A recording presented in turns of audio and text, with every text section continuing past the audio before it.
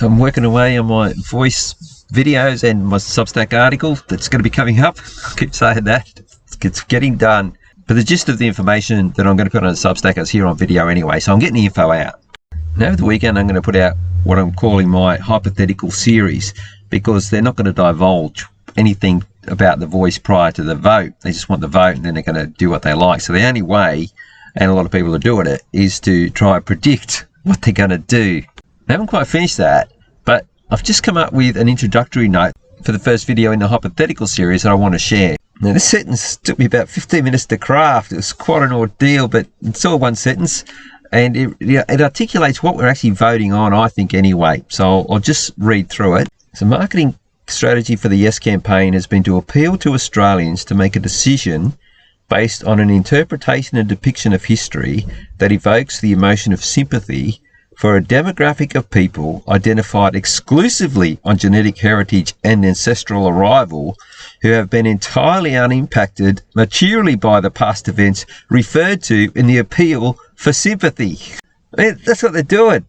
They're saying, oh, all our ancestors were treated harshly, and I've seen parallels made by other people in videos. Well, even I think on Sky News had a discussion about it. Well, what, do we go back to 13th century England, or whenever William the Conqueror was rampaging? He was from France, I think. Oh, do we start asking the French for reparations?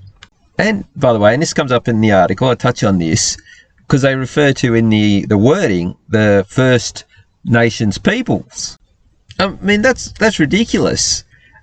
Oh, we were here first. Yeah, but our ancestors were here, and so they're just bored in present day.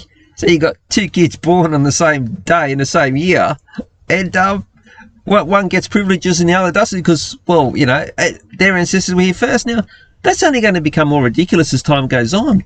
Like, how relevant is that going to be in, say, hopefully Australia's still around in maybe 1,000 years? Civilizations last that long? They're going to go back.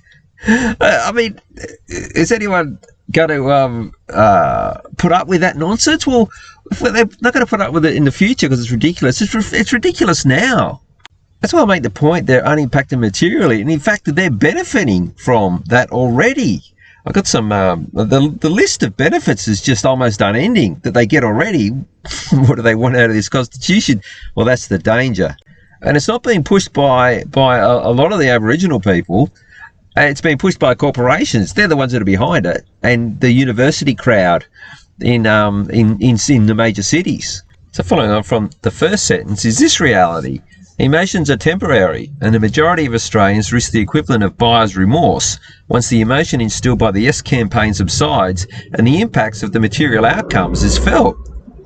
Now, I might not leave that in. I've just got that there to remind me for this post here. Refer recent legislation in Western Australia as a guide. I was listening to 1269, and there was a landholder. They've just introduced legislation now which really requires the Aboriginal people to be acknowledged or recognised, not acknowledged, recognised as the first peoples here. Because, and they must be expecting that the voice is going to pass, and there's going to be a lag between any hearings in any of the courts. It'll have to then take the voice into account. That's what I think is going on here. But it was frightening. There was a landowner, he owned 4,000 square metres up in northwest of Western Australia, and he wanted to build a house. And this legislation requires you to get a survey, a cultural survey of your property. Cost him $25,000. And then they may knock it back. And it doesn't have to be bones or anything. It can be some kind of animal that they revere in their law, L-O-R-E, that's on your property. And they'll go, well, no, that's culturally sensitive. You can't build your house on your land. Now, if you're not, they can only do that if you're not, if someone else is recognised as a higher authority on the land than you. And that's what this voice is going to be doing. At 12:69 a.m. Sydney, look, they did get rid of Marcus Paul because he was not going along entirely with this was back during COVID, with the COVID narrative and the remedy that they had for us, the jab. So they got rid of him. But in the main now, they're far better than Nine Entertainment's 2GB and that Neil Mitchell down in Melbourne. these guys at 1269, they'll talk to Malcolm Roberts, Pauline Hanson, Mark Latham, as well as, and they can't get the bought and paid for on there because they don't want to be asked the questions. So it's the best station to get. Anyway, that's where this discussion took place. So yeah, if you're in Sydney, 1269, you will get some information. I didn't know about this legislation over in WA. I'm busy on a lot of other things. I can't find everything, but I'm glad I sort of tuned in. That's frightening, and that has to be predicated, like I said, on the voice outcome being yes. Then finally, I finish off in this. This is the introductory note 3. There's more than this. The hypothetical series is posted for Australians to consider what material outcomes may occur post the voice referendum. So that's what I'll be doing, is looking at how it's written, looking at the construction of the Constitution, and doing as best I can, because some people are predicting some things, but they're not placing emphasis on any preamble or recognition, this word recognition, which isn't in this particular one that I'm doing. That's going to be in another introductory series. This one I'm doing, well, look, I'll put it up over the weekend. All right, that's it for this one.